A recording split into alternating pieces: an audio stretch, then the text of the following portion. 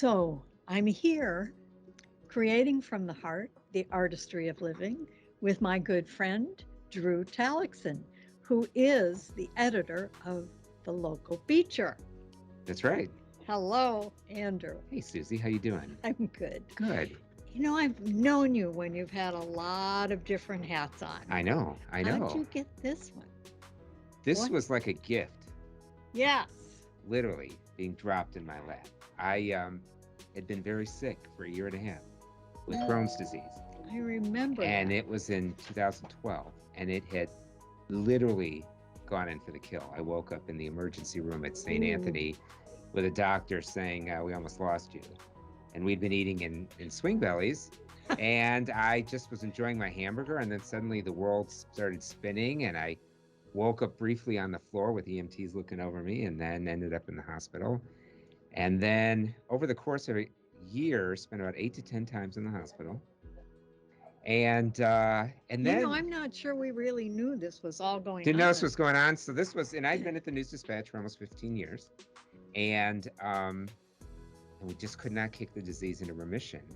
And then finally, after being on a drug called Humira, which is advertised mostly for rheumatoid arthritis, Right. but it works for Crohn's, started kicking the disease in remission. And then the third surgery did the trick as well. And so, And here you are. and here I am, and I didn't know what am I going to do. And I started course. I didn't want to go back to the News Dispatch, and so What were you doing there? I was the entertainment editor. That's right. Okay. And so I started freelancing here.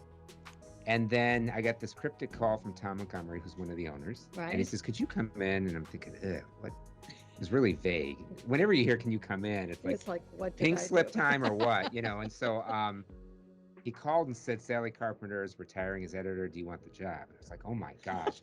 I mean, I literally thought I would never work again. I thought I was 42. I couldn't get disability because they didn't see why a 42-year-old guy couldn't work, Right. despite the fact, that I was hanging on by a thread at times. And I jumped at the chance to do it, Because something in here went nuts. It's like, this is what I always wanted to work here, actually. Did you? Back in the mid 80s, we'd get these and we'd look at all the $3 million homes and, go, oh, those people aren't happy. They're not happy, just joking. And then, but, the Beecher is a free, all good news publication. It's all good news. It's all good news. And, they even told me on my first day, well, when at the interview, no police, no crime, government, no politics, none of that. So that was a big. Oh, yeah. Let me leave that world behind. Yeah, exactly. I mean, that first week I was here, I remember I heard a police siren go off, and I immediately went looking for the scanner to see, do we need to send someone out to cover it? And then I realized, oh my gosh, I don't have to worry about that anymore. I don't have to. This is what I'm meant to do. This is awesome. Yeah. This is fabulous. So it's meant to be. So what is your vision for the future of the Beecher? Anything different? Well, no bad news, of course. No change in that. In fact, there's an old saying, if it ain't broke, don't fix it. Right. I mean, from a design standpoint, we're not going to win any layout awards. We're not going to win the Pulitzer Prize. But it's a niche product, and it's supported by the communities that it caters to. Right. And even with print journalism going pretty much dead, the Beecher has somehow survived, because it just caters to those communities, and it's supported by the advertisers. And, we made just little tiny tweaks, just a little bit in terms of the stories that we would write about. I mean, not so much pushing the boundary, but just saying, okay, we've written stories about race. We've interviewed same-sex couples, about anti-Semitism, about racism.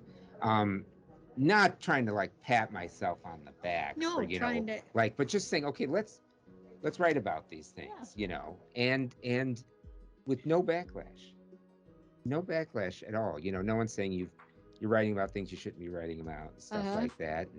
And so it's sort of like keeping the format. And we've done little tweaks here and there. But, my real test was when COVID hit, Yeah. and in the whole first few months, I'm like, we're a what to do publication. There's nothing to do. What are we going to write about? I'm like, we are Right. screwed. Everybody is in their Everyone's in houses. their house. It's, everything's. So, the first couple of weeks, we're just printing all these cancellations. We're not doing this. And then it was like everyone started to adapt. It was suddenly like, we didn't have an activities calendar for about 8 months. And then everyone started realizing, okay, well, let's start doing everything on Zoom. And so suddenly your activities calendar could be everything on Zoom. I mean, and so people figured out, how can we still provide some of these services? And I said to the writers, there's always going to be interesting people with interesting stories to tell. So we'll That's always right. have it doesn't matter if there's a pandemic or not. Uh-huh.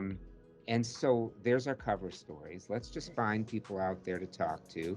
We did lists of which restaurants are open, who's doing carry out, who's doing delivery, who's doing Yeah, curbside that was service. a good service. And then I got, okay, well, we don't have movie theaters anymore, but we're all stuck watching streaming. So why not start reviewing what's on streaming? I Right. mean, I thought it was cheating. I love going to the movie theater with a Me box too. of popcorn and seeing a huge audience. But so the first thing I wrote in the pandemic was the Tiger King review, which was like the worst of the worst, but everyone was watching it. So only to realize that they had been a mainstay in Michigan City at Marquette Mall for years before PETA.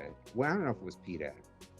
There were animal rights groups that protested, some of them. So, but my point to all that is, like, in May, when more and more people were vaccinated and things were starting to open up and Right. events were coming back, and I thought, well, what is the future of the feature?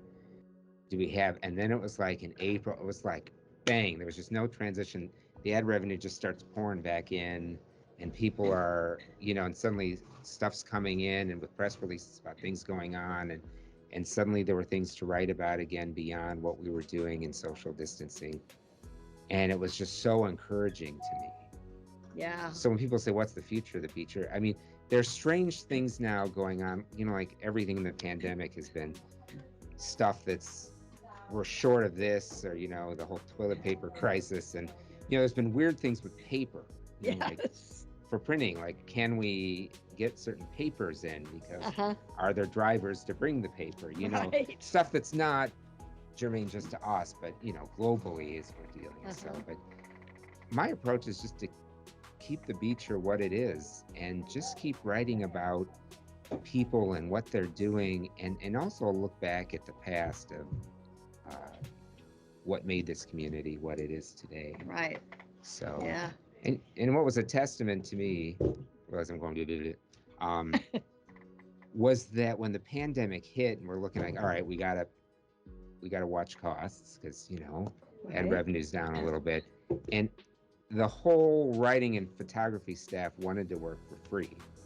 They're like, we'll just do it for free, See, they love their because job they love their too. job too. And I'm like, no, we can't do that. We can't, because I mean, there was a part of me that was beyond moved and humbled, but you can get into an easy pattern of saying, well, all right, things may be a little tight, we just won't pay you. And I don't want them to put their heart and soul into something and not be rewarded for it. They're very good. So do you have any advice for somebody who's looking for their dream job? Their dream job? In whatever you're doing, practice. I mean, just like, if you want to be a writer, write.